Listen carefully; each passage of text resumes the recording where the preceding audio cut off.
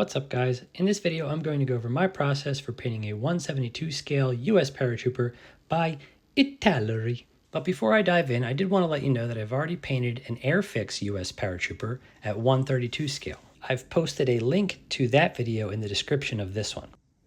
Okay, so let's get started with the basic skin colors that I've used. I used a beige red as the base, succubus skin for lowlights, skin tone and cream white for highlights. Nothing too fancy. If you were to boil this down to just one color, I would go with the beige red, as I think it's the most even neutral mid-tone for Caucasian skin. For the uniform, I used US Olive Drab, Khaki, and Dark Yellow. US Olive Drab is used as the base coat of the jacket and pants. Khaki is used for all of the straps and pouches, and Dark Yellow was mixed in with US Olive Drab to create a highlight and create more contrast. For the boots, gun, and straps of the helmet, I used red leather. For the metal parts of the gun, I used gunmetal gray. The model is primed black, but I also used this to clean up any details towards the end. Okay, let's dive on in. So here you see me prepping the miniatures for priming. There's nothing too crazy about this. I just have some sticky putty that I put on a piece of cardboard I had. I took them outside and spray painted them with Vallejo black primer. Seeing as I am a chaotic neutral type character, I decided to forgo looking at my previous video where I painted up the US Paratrooper and basically just wing it through this one using similar colors. I started off with beige red on the skin. I had originally intended to paint all their faces in one go, but then decided it was a good idea to just focus on the one I would actually be recording a tutorial for. I applied 2 coats to get a nice even opaque coverage, and then I started on the uniform.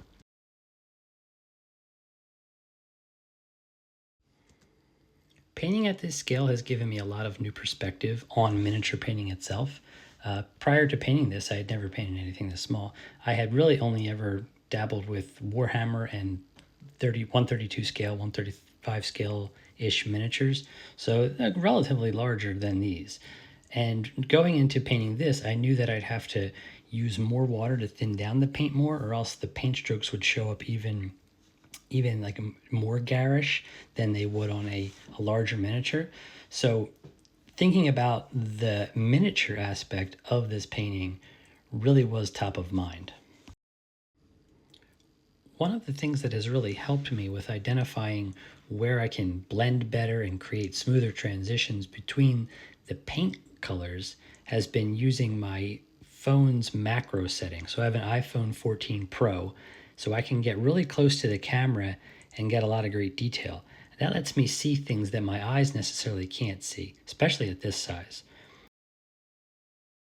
I do wear 2.75 magnification reading glasses to help me while I'm painting, which do help and increase my accuracy, but being able to see the miniature under the camera is like a microscope.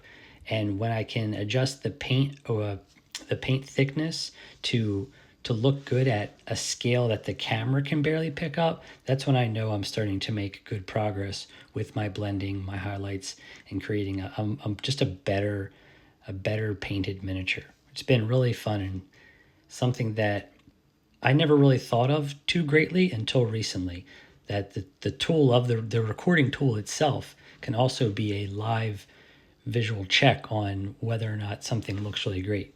When I'm holding something in my hand, my eye isn't focusing on everything all at once like the camera is. So it gives me an advantage. And I can look at something in my hand, think it looks great, get it under the lens and realize, oh, you know what, there's some paint here that's in the wrong spot, or this transition is kind of like harder edged than the others. And then those little things that you can improve on are what will make the final piece even better. So we live in this world of everything is like shared online, and high resolution images really will help you like be a better painter by exposing those minor flaws. When we're talking about miniature painting, I think that if you're really going for a high quality finish, then those details are what make it like a cut above the rest. You know, they excel you into like the next level. They level up your skill. And so while I was rambling about all of the theory behind miniature painting, I was using red leather on the boots, the gun, and the straps. And now I am moving into gunmetal gray, applying that to all of the metal parts of the gun barrel.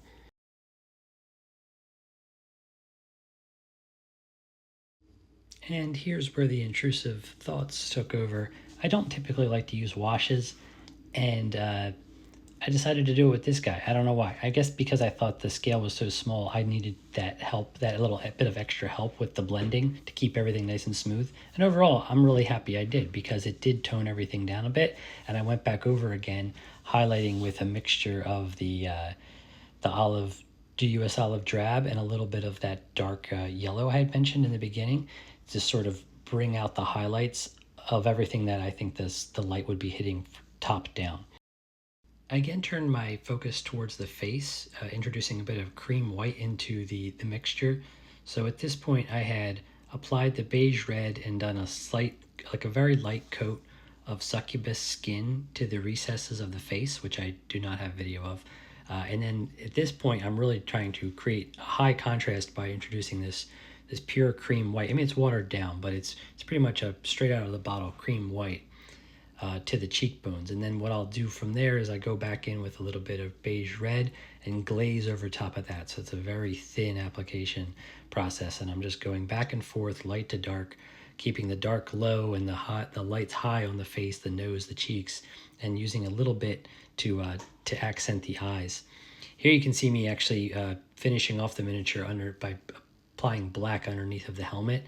Originally, I was trying to give him pupils, but that proved entirely too difficult at this scale. And it was at this point that I was about 2 hours into painting this little guy, and I thought it was time to move on from him and apply what I had learned to the rest of the bunch. But a more detailed video on those is coming later, so make sure you're subscribed, hit that like button, enjoy these roundtable shots of the final miniature, and let me know what you think in the comments. I appreciate you guys checking in, watching all my stuff, and leaving me great comments all the time. Love hearing your stories. Keep them coming, guys. I look forward to making more videos for you guys in the future.